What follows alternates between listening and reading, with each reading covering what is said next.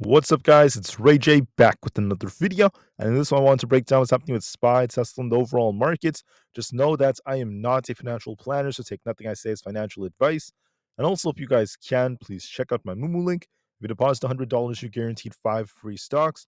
If you deposit $1,000, you're guaranteed 15 in total, not to mention an 8.1% APY on uninvested cash. The offer is very soon in just 1 day, so check it out before they run out. Anyways, now let's talk about the market. So I just wanted to say that right now, looking at the way things are holding up, the market has made an attempt to push, but if anything, it's not doing the best of jobs at holding above those areas. So the question remains, what's going to happen for today? What should we be watching for? And what is significant about this day? Well, the first thing worth mentioning is that today is going to be the last trading day of November. We'll see how they end up trying to close things because there could be manipulation on days just like this. And the second thing to remember is that today is Black Friday, which means the stock market is going to be closing early. We're going to be closing at 1 p.m. Eastern Standard Time, which means the market only has about 3.5 hours of trading today, which is pretty funny. Very, very short today. It's like a minimum day today. The market will be closing early, once again, giving us an early holiday. So it should be very interesting.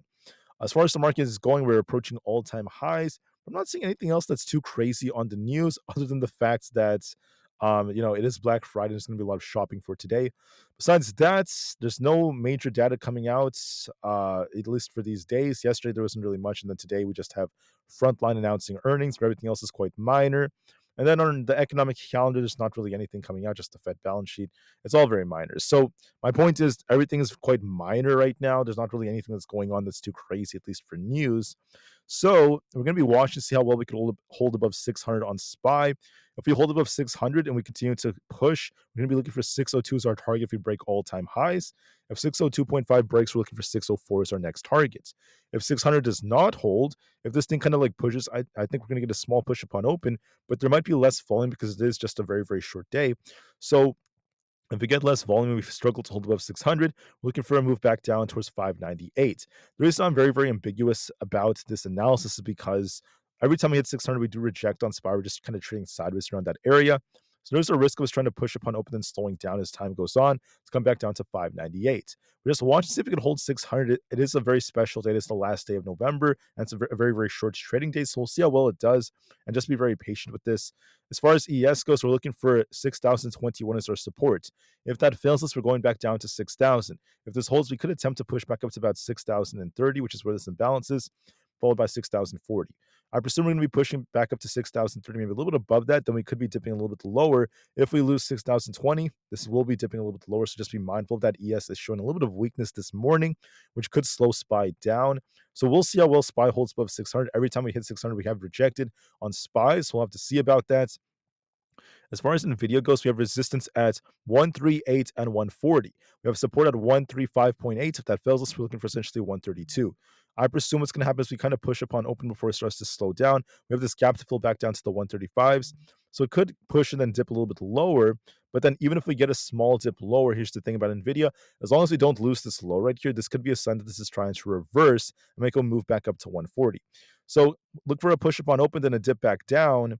But as long as we hold 132 during that dip, this could attempt to rebound slowly, maybe going into next week and try to make its way back up to 140. There's a possible reversal structure that's developing right over there. For Bitcoin, we have a nice imbalance to fill up here, which will likely take us up to about 98,000. So the odds favor more upside for Bitcoin. So just keep that in mind, guys, as we are building a lot of strength right now. And then on top of that, I just want to mention that Bitcoin's in a very, very good place right now. So hopefully that it just continues to push the way it is. And then on top of that, I just wanted to say for other tickers out there, we also have Tesla. Tesla's most likely going to be range bound.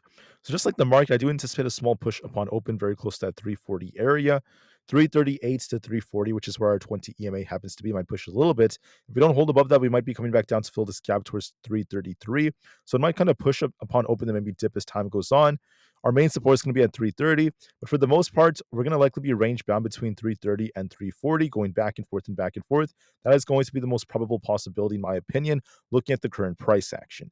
Tesla has a big gap to fill below, so if we do hypothetically end up losing our support at 330, this could come down to fill this gap down here. So make sure you watch that carefully just to be safe. Do we break the 345 area to turn super bullish? Do we lose 330 to turn a little bit more bearish to fill that gap below back down to the 320 area? I'll be watching that very, very closely, at least on Tesla. So just keep that in mind. But otherwise, as long as we're between 330.76 and 338.89, Tesla will most likely be trading sideways, if anything, and not really get that gap filled too quickly. So keep that in mind. That's most likely what Tesla's going to be doing. NQ is dipping right here. We're going to be looking at the support. We need to reclaim at 20,882. If we can't do that, there's going to be a risk of us coming back down to about 20,750. So look for a push to maybe a dip lower if that ends up failing. So please keep that in mind. For the QQQ, we had a high here. We came down at a lower high, but I do like the fact that we're holding above our 20 EMA. This might look it may try to push a little bit upon open to about 508, but if we can't break 510, this will likely just be range bound between 505 and 510. If we break 510, we turn bullish, so I'll be watching to see if that ends up being the case.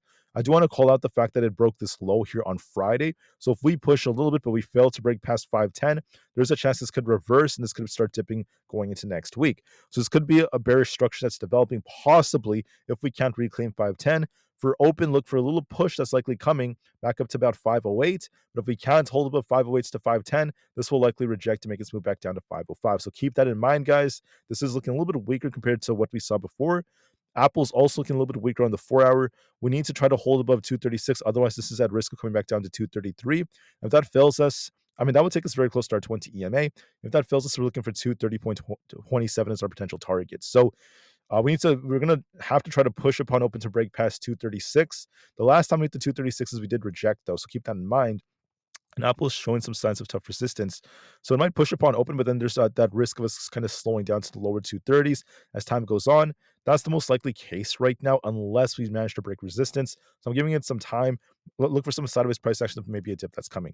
MSTR looks a little bit more bullish as long as we don't lose 398 and 379. We are favoring a move back up to about that 420 area. Right over here, that 422 area could be coming, followed by this imbalance for 440. So there might be a little push on MSTR. Keep that in mind, guys. There's potential in this, especially as Bitcoin's trying to push this morning. For others out there, such as we also have like Coin and many others. As long as Coin does not lose 306 and 297, it's favoring a push back up for that 320 area. It has a little bit more upside. But let's see if we could break past 315. If that breaks, we're looking for 320. Amazon looks a little bit more bullish. It might try to push up for 208, and we'll see if we get a rejection. Look at 208 and then 210 as our potential targets. And if we lose 205, look for 203. If that fails us, we turn bearish. We're in the middle. I do think we might be pushing for 208 to 210. We'll see what kind of reaction we get from there. For Meta, we're range bound. Look for an attempt to get to 572 or above. And a lot of sideways price action between 576 and 568. But look for a push for 572, and we'll see what kind of reaction we get. Microsoft's looking more bullish as well. We could be pushing for basically 424. There's potential in this as long as we don't lose 420. If 420 fails us, we're looking for essentially 418 is our target.